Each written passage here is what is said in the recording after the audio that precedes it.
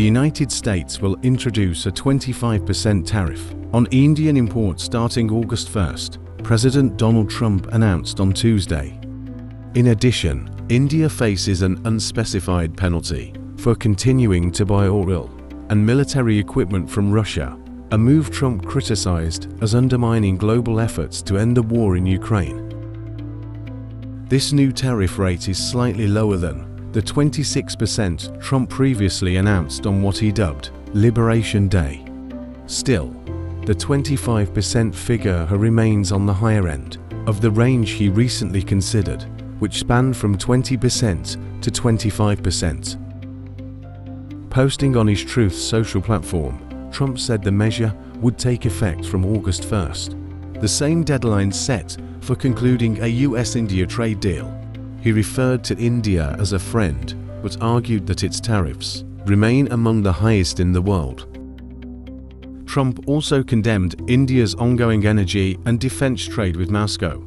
He said such actions contradict international calls for Russia to end hostilities in Ukraine. India will therefore be paying a tariff of 25%, plus a penalty for the above, he declared online. The Indian government responded by affirming its commitment to reaching a balanced and mutually beneficial trade agreement.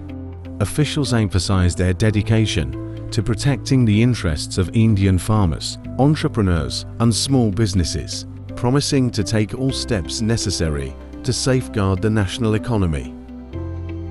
This latest round of tariffs comes after previous U.S. plans in April to impose up to 27% duties on Indian goods. Those plans were temporarily paused, but Trump's new announcement signals a renewed push for tougher trade terms. Friday marks the latest deadline for either a deal or increased tariffs.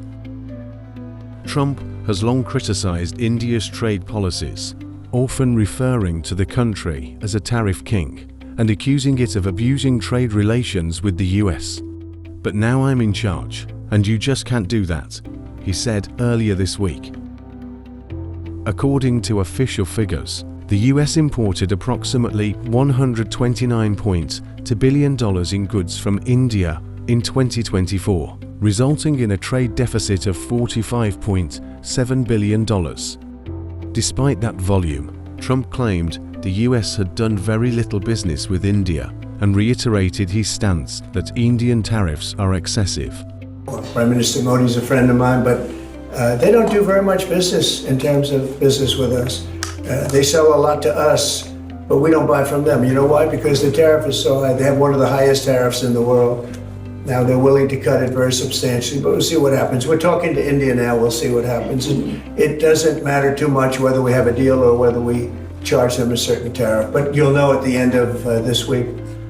Shortly after the announcement, Trump revealed a new energy partnership with Pakistan, India's regional rival. He suggested that Pakistan might one day sell oil to India, mocking New Delhi's reliance on Russian imports. The United States aims to weaken Moscow's war capabilities by restricting its oil revenues, which fund a significant portion of Russia's military operations. Ukrainian President Zelensky has warned that Russia still receives foreign equipment for weapons production, and that oil and gas exports remain critical to sustaining the Kremlin's war effort. He called for stricter global controls to stop this flow. Meanwhile, the US has secured updated trade deals with the EU, Japan, the UK, Vietnam, and made progress on talks with China. Though tensions are rising, negotiations between the US and India are expected to continue into August. Analysts believe the 25% tariff may be temporary, with a final agreement likely to reduce the rate to somewhere between 15% and 20%. However, economic experts warn that the penalty tied to Russian trade could further complicate the situation. That's all for now from Global Pulse Unplugged. Stay sharp, stay informed, and we'll see you next time.